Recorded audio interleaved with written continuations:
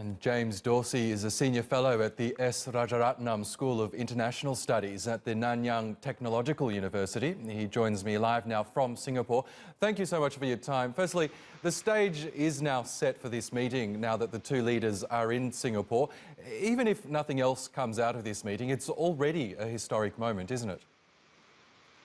It's a historic moment by definition. The question is whether or not, or let me put it differently, both leaders would like to declare the summit a success, irrespective of how much real progress is made.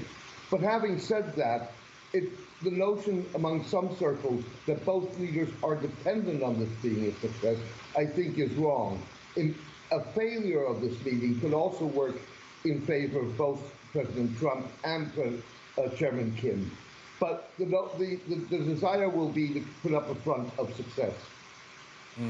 And Donald Trump, in the lead up to this summit, has been kind of playing down expectations, hasn't he? Especially on this issue of denuclearization. At first, he was adamant that North Korea had to give up its entire nuclear arsenal in order for this summit to be a success. But now it seems like he's watering down those expectations. What's likely to happen on that front?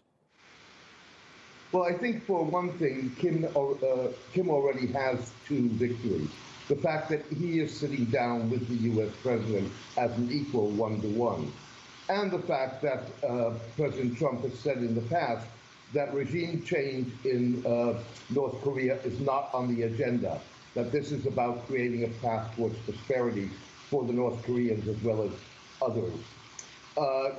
Trump has indeed lowered, on the one hand, the expectations by saying that he would be happy if he builds a relationship with Kim that then can be used as the basis for a process that would lead to denuclearization in North Korea. But he has also said that this is a one-time shot. Either it happens on Tuesday or it doesn't. And one thing that the US president seems confident on is the formal ending of the decades-old Korean War. Just a couple of days ago, he said that that would be the easy part of the summit. How likely is it that the Korean War will officially come to an end as a result of this meeting? I think that's a giveaway in a sense. In other words, nothing really in terms of the denuclearization issue changes whether or not you are formally at war.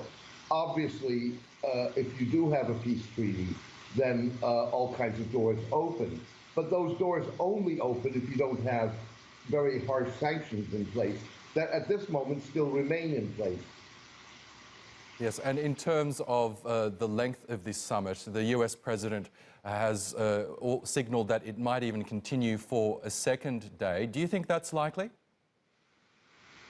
I think it's up in the air. The North Koreans, since arriving in Singapore earlier today, have suggested that Kim would be leaving 5 hours after the summit begins on Tuesday at 9 a.m. Singapore time. Now, that may just be a gambit, it may be a ploy, but at this point, I don't think anybody really knows how long this summit will take place, how long the two men will be together, and what really is going to come out of it.